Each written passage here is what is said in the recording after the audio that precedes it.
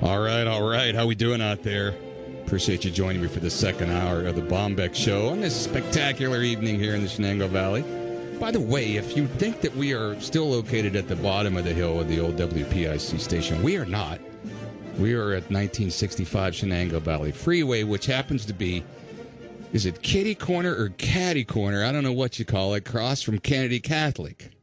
That's my best shot at a segue here right now into my next guests, Pat Zoccole and Jim Gallagher, Pat Zoccole, who's on the board at Kennedy Catholic and graduated with me from Sharpsville High School, and Jim Gallagher, the superintendent of schools of the Erie Diocese, are in studio. Gentlemen, how are we doing? I'm doing well. Thanks for having us on today. Yeah. Good, Eric. Thanks for having us. Yeah, man. This is, I've been wanting to have you guys come in and talk about it. I think everybody's followed this story in the Herald about, because there was a rumor, all these rumors hit the Valley. Oh, no, they sold Tam O'Shanter Golf Course. Oh, no, and there was a rumor, oh, no, Kennedy Catholic might be closing. And I remember hearing that rumor and thinking, that can't be. They've been around since 62 or whatever it was, or 64.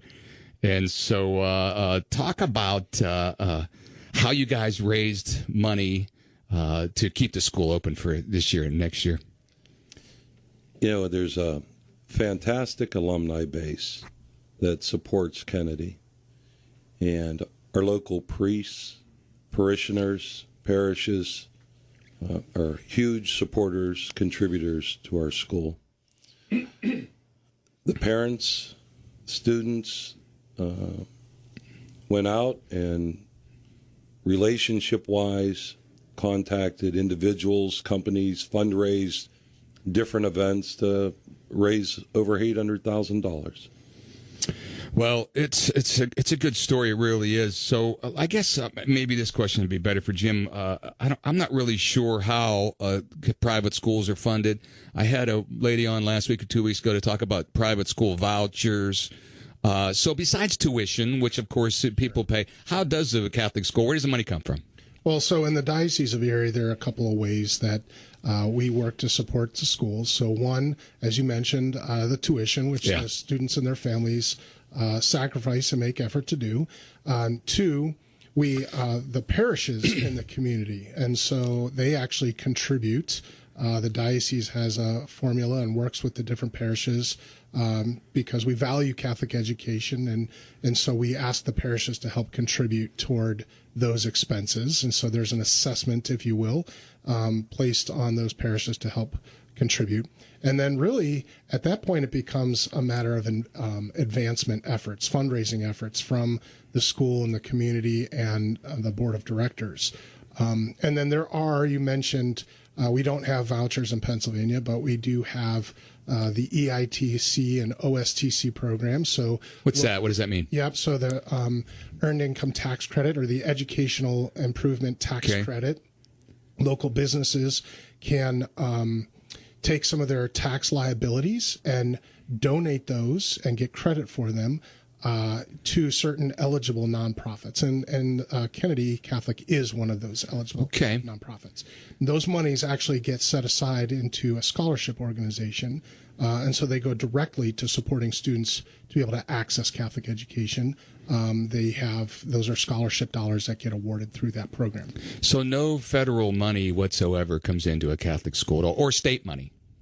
So they're not directly, right? So there are federal programs where we get grants and things like that, and there are also state programs where we get extra services, for example, in math and reading. Mm-hmm. Like when you say extra service, like teachers would come in, maybe math teachers for remediation or enrichment or things like that, supporting students. So or certain textbooks and things that are funded through state dollars that we can apply for.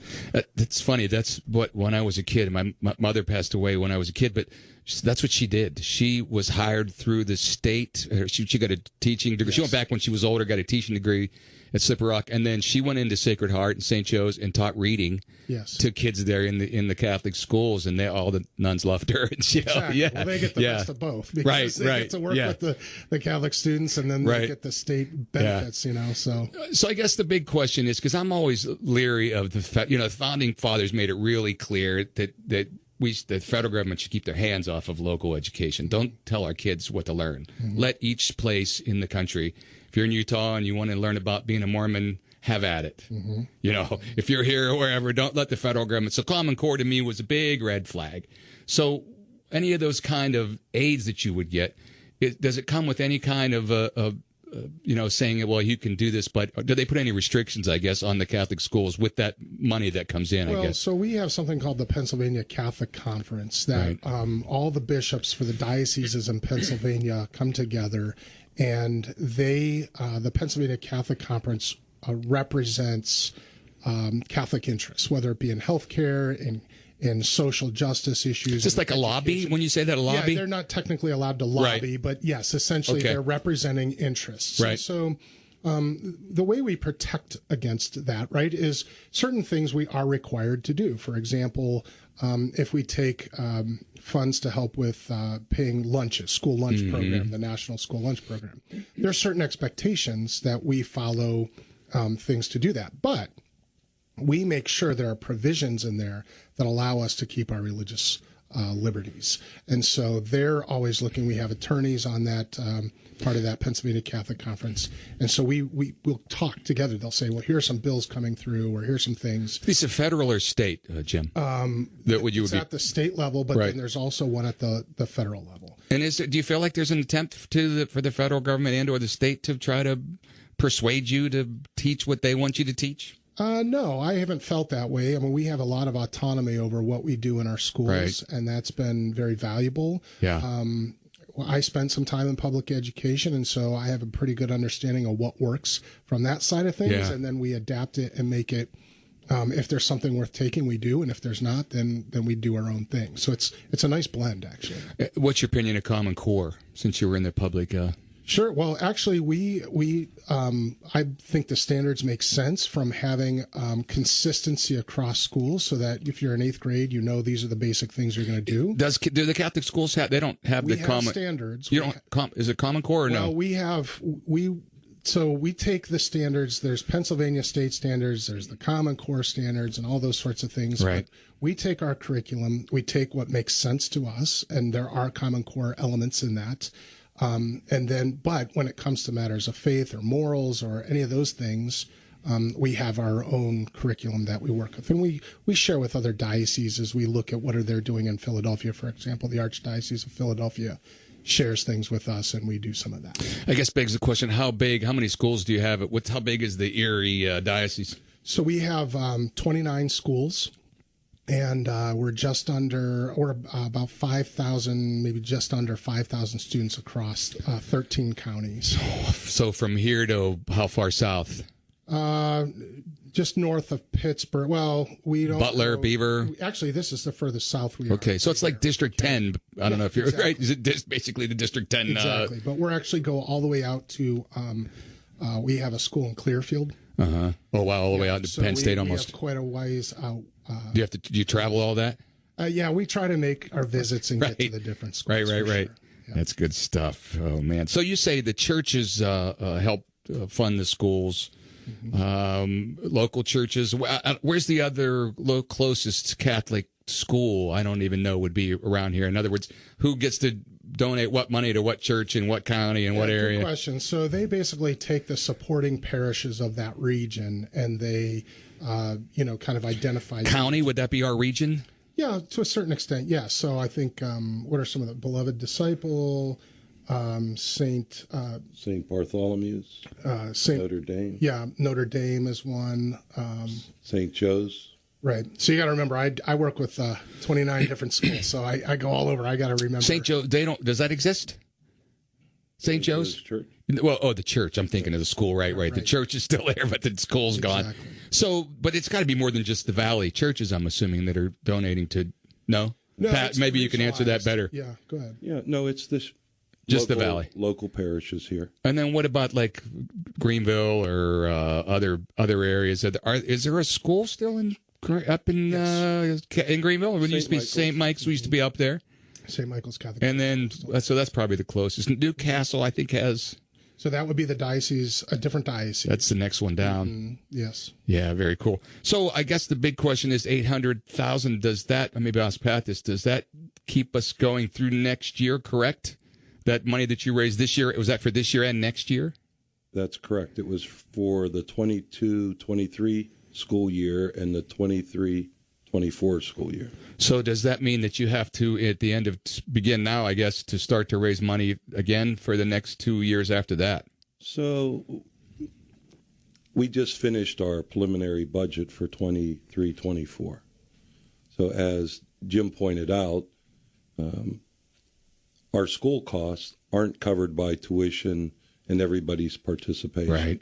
So the way the schools run, you have an advancement group that goes out and plugs those financial deficits for you through fundraising programs. Will there have to be the same amount of money raised again for the 2 years following the? No. Okay. The school is on financial stable ground. Right.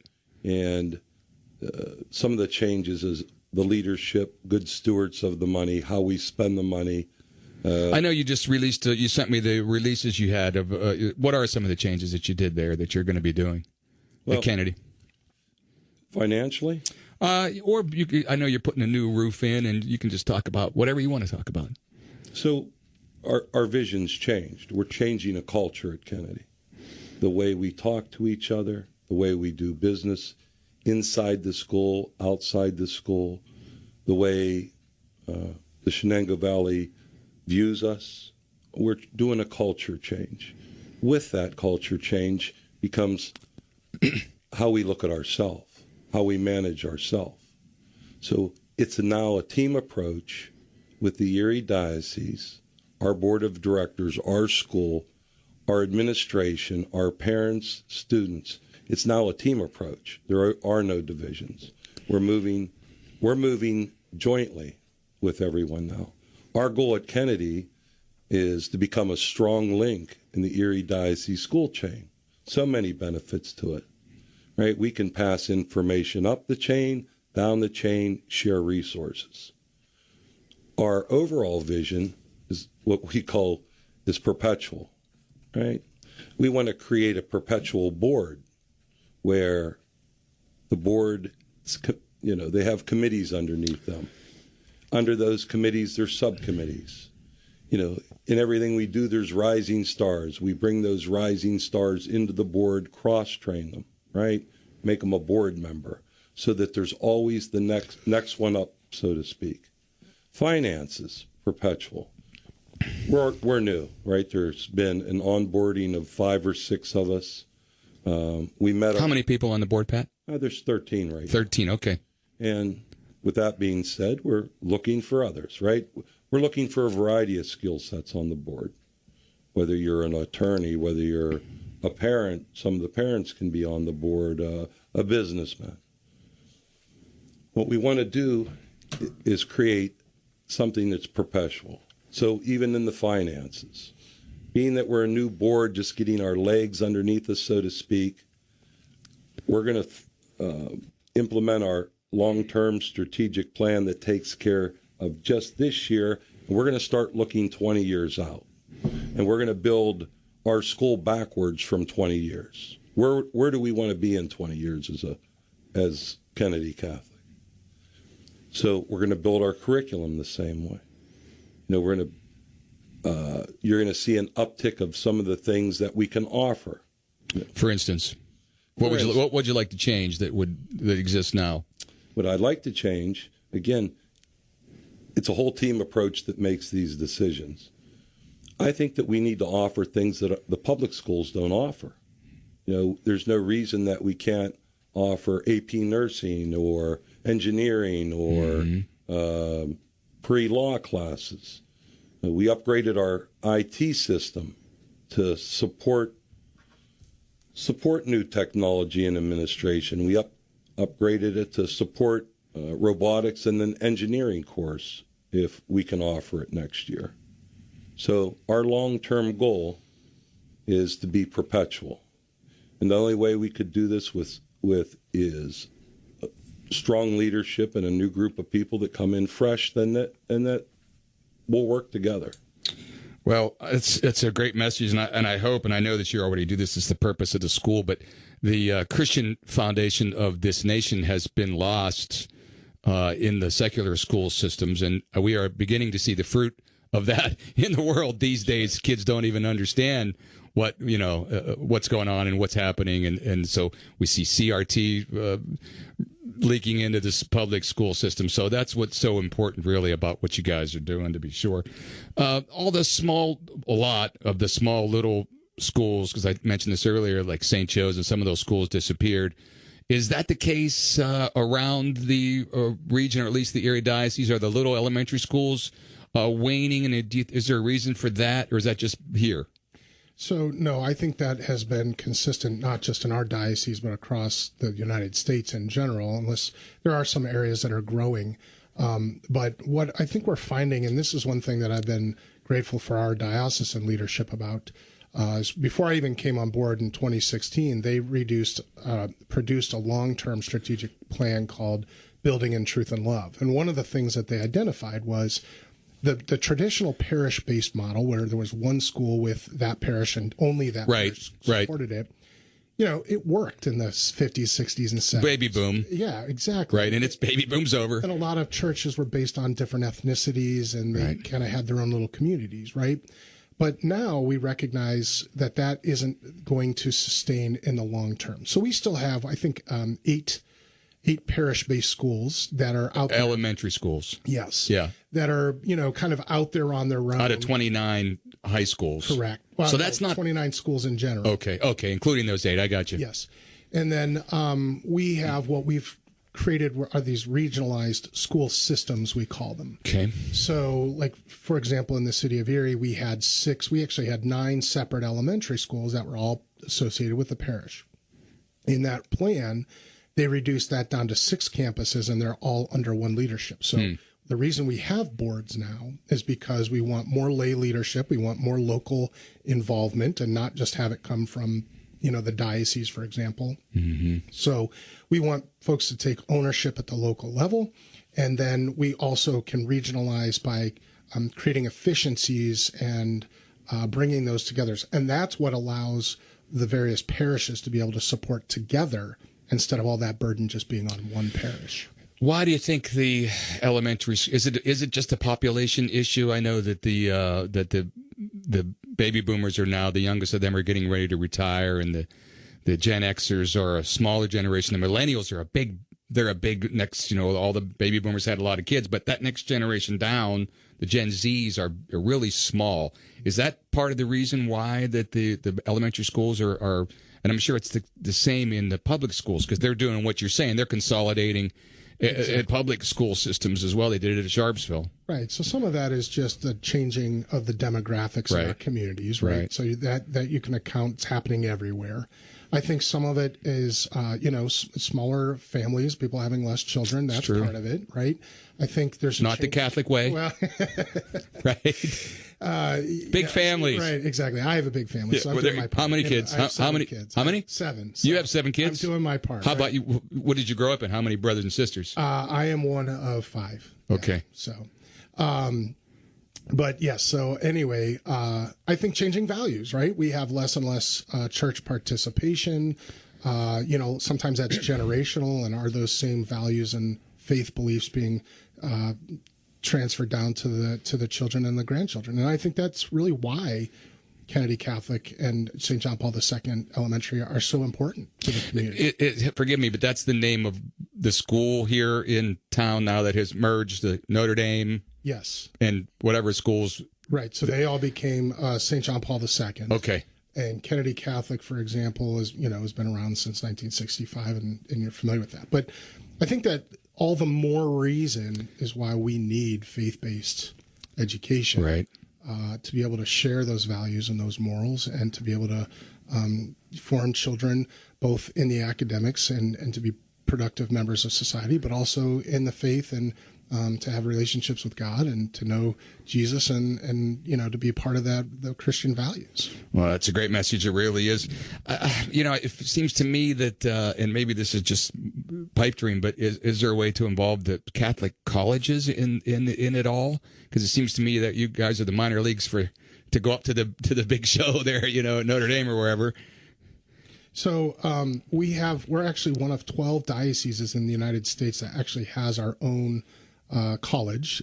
So Gannon University, Gannon, right? Yes, was started by Archbishop Gannon, and so we have tried to look at how do we create partnerships and things like that. And actually, we're in the process of having some conversations with some of their leadership to say, can we look at things like dual enrollment and, could we get students to start degree programs even a little earlier? They do that in public schools now, don't they? They give seniors college credits. It would be cool to be able to have credits at Gannon would take. Most of our schools have that already, whether it be with Gannon or with another local partnering entity. Yeah, very cool. Gentlemen, anything that you guys want to touch on before we get out of here? Half an hour goes quick.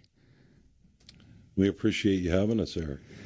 I just would like to say, from the diocesan perspective, I've been so impressed by the community stepping forward. It's clear that this community wants Catholic education, and I would really like to say a gratitude to the two school leaders who have navigated some very difficult times, Janet Licky and Katie Tiefenthal, who have been exceptional leaders, and to the folks on the board, Patrick and Angela and George and Keith and different folks who have stepped up and are fixing the challenges, are addressing the challenges, and they're creating excitement for the future. And I see that from my work, and it's been collaborative and great, and I'm excited to continue to work together with them. Well, Jim Gallagher from the Erie Diocese and Pat Zoccole, thank you guys. I appreciate you coming in. Thank you. Hey, listen.